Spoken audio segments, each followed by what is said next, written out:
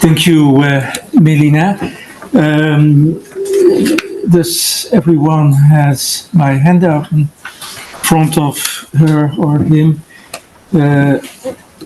Life will be pretty much pointless without the handout for the next half an hour. What I'm going to do is basically walking you through the text on my handout. But let me first briefly introduce our main subject, Galen, to you. Galen was a doctor-philosopher. This does not mean that he alternated between two different roles, say by being a practicing physician during weekdays and doing philosophy in the weekends, but he really combined these two fields in a very integral way, claiming that the best doctor is also a philosopher, which means that the true follower of Hippocrates, the best practitioner of medicine, represents a philosophically informed kind of medicine. In taking a look at Galen's ideas on human nature and the place we humans occupy in the cosmos, we will also find how Galen combined and integrated medical and philosophical elements. Well, the first text on your handout immediately makes clear Galen's admiration for Plato, and in particular his intensive engagement with the Platonic Timaeus. There are a few points here I would like to highlight. We start then from the demiurge, the creator, the maker of the cosmos, as presented by Plato in the Timaeus. A few points are of special concern to Galen. First, he argues here, as elsewhere, that the providence, the wisdom, and the power of God are inferable from the beauty and functionality displayed by the human body in particular, and of course, in a way, by the world as a whole. At the same time, he warns us that there are also things we cannot know. We cannot know who God is or exactly how he went about creating the world. This is also said by Plato in the Timaeus, but it is something that Galen tends to emphasize quite often. And so there are basically only two things we can know about God or gods, namely that he exists and that he is provident. But it is also a mark of providence that what we really need to know in life, we also can know. These two things, the realization that God exists and is provident, is all what is needed to lead a good life, to achieve moral and scientific progress. Now, Galen then is a thinker very sensitive to the limits of knowledge, and he is certainly not your ordinary Platonist, as is already clear from his double role as a physician and philosopher at the same time. In the second text on your handout, we get a picture that is very consistent with what we have in the first text.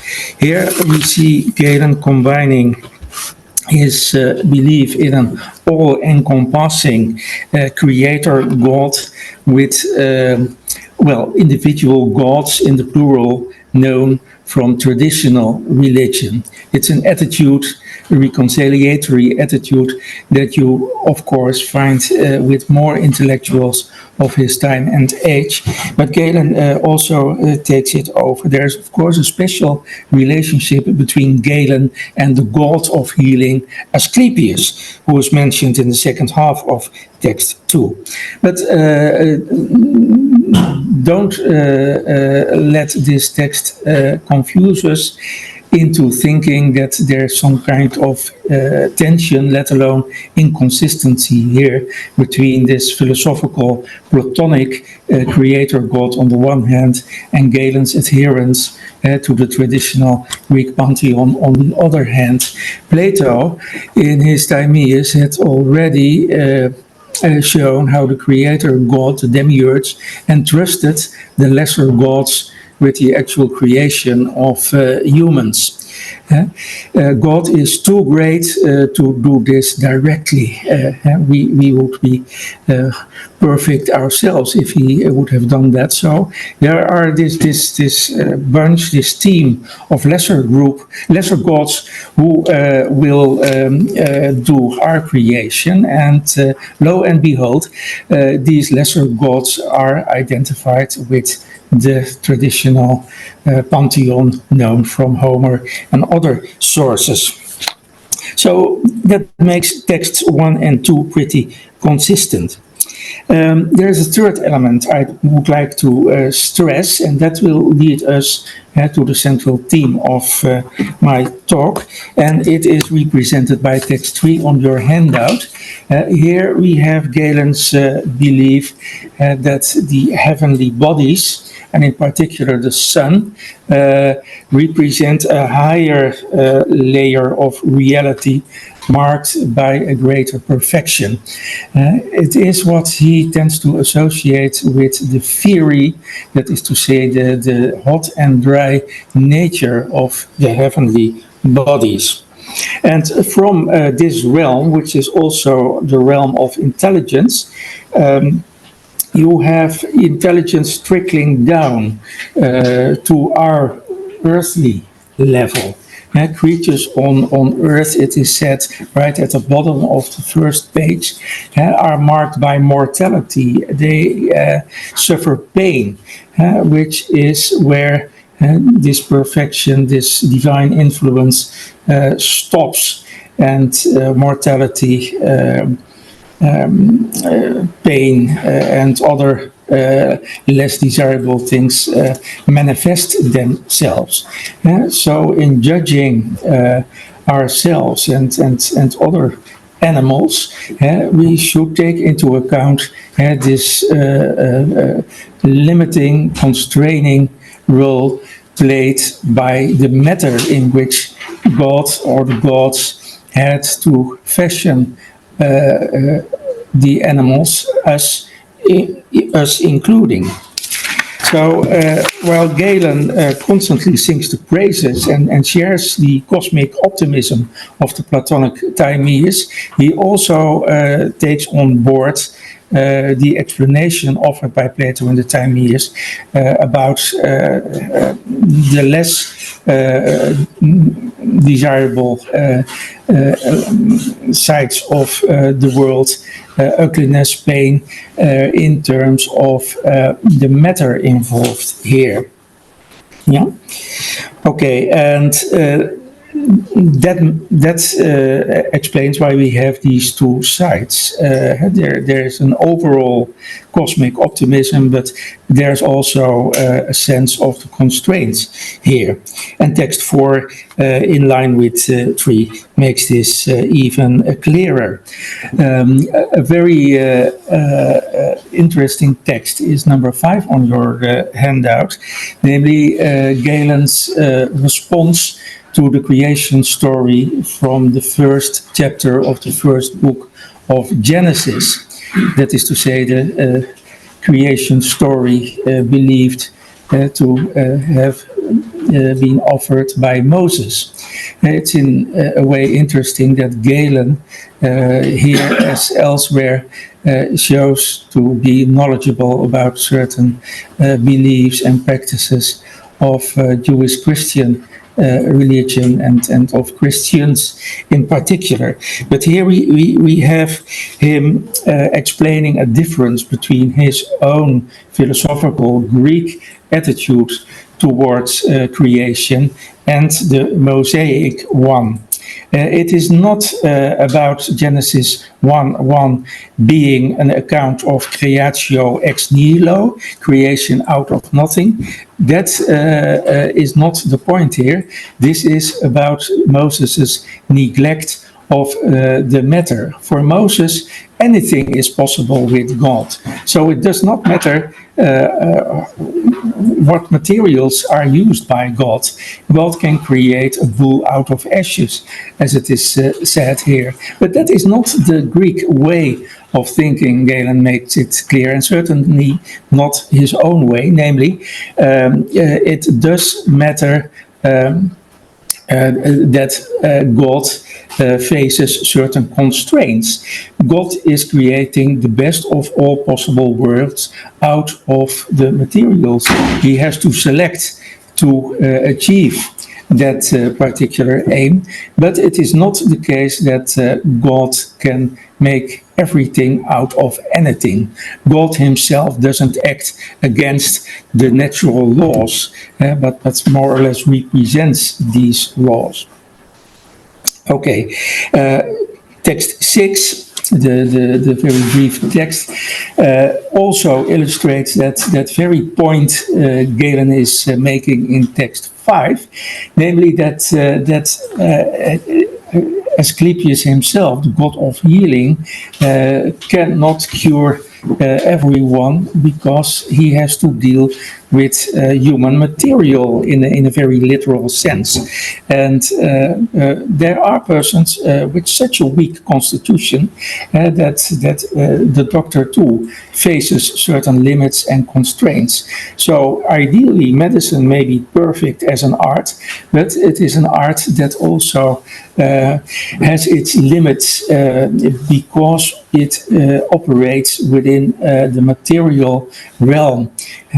So there are two sides here. There is this limitation set to the doctor's work and its wider dimension in terms of God's creation, but we can also infer something very special about how Galen saw his own role as a practicing physician, namely as continuing God's creative and sustaining activities by healing, by curing people, by restoring nature, so to speak.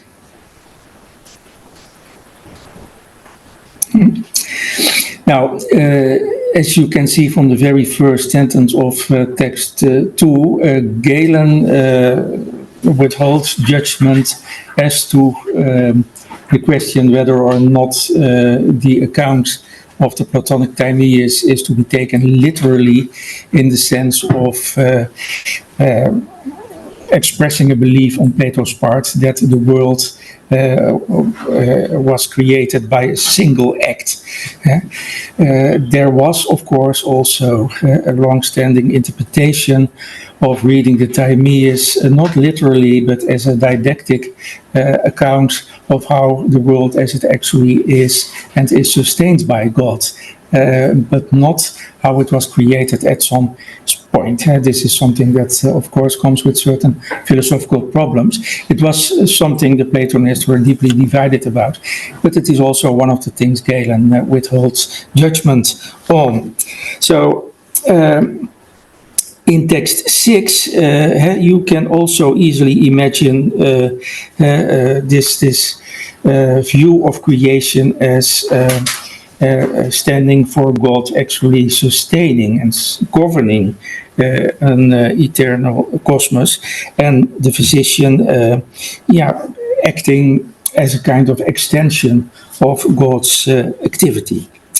Now, let's focus on human nature. Text 7 shows us how Galen accepted and defended the Platonic tripartition and trilocation as set out in the Timaeus. We also find him here combining this Platonic tripartition and trilocation and updating it in light of later medical advances. We have the liver, not the belly, as the seat of the desertative part. We also have an appeal to the innate heat, for instance, in the heart. These things, of course, are not to be found in Plato. Now, in text 8, the next one on your handout, we see Galen in line with this tripartition with a rational and two non-rational parts, remarking that man occupies an intermediate place in the nature of things. We have a divine side, our rationality, but we also share with animals a non-rational animal side. This, in a way, is a typical Platonic or Platonist position to take, but in Galen's case, it is combined with certain ideas about the physical nature of animals that are taken from medicine and the medical tradition, and Plato and Hippocrates in particular. For instance, in text 9, we have man occupying the midmost position in the animal kingdom. And this midmost position, occupying the middle, is a mark of perfection, of an optimal condition we have as compared to other animals. And even within humankind, there is an optimal specimen, which is called by Galen the well-fleshed human being. The well-fleshed human being. This in turn is explained in terms of a good mix, a good blend, eukrasia, of the physical elements. Or perhaps rather the elementary qualities. This is something Galen takes from Hippocrates on human nature, but he's also very interested in the physical environment as represented by Hippocrates' airs, waters, and places. Galen commented on both Hippocratic works. It's not the elementary theory you find in Plato's Timaeus, which is explained in geometrical terms. No, Galen is silent on this because he doesn't really agree with that Platonic approach. He stands for a qualitative approach marked by Aristotle and also projected back by him onto Hippocrates. Now in 10 you have a further development of that same idea that we occupy the midmost position in the cosmos. And we have to do so because of our intelligence. Our perception and our intelligence requires that we occupy this midmost position because we need to be able to examine all reality, all physical reality, which is a mark of our intelligence. And so this is what we should pursue to achieve virtue, to become rational. And that is also an arrangement by God, of course, makes us occupying the middle as the most suitable position to that very purpose. In the very last passage on the handout, the idea of the middle is also applied to our souls and the virtue of our souls in particular, and of course clearly echoing Aristotle's ideas on the right mean or the right middle. So to conclude, we have here a picture of humans as intermediate creatures, as perfect in a way, or as is possible in the particular realm we occupy.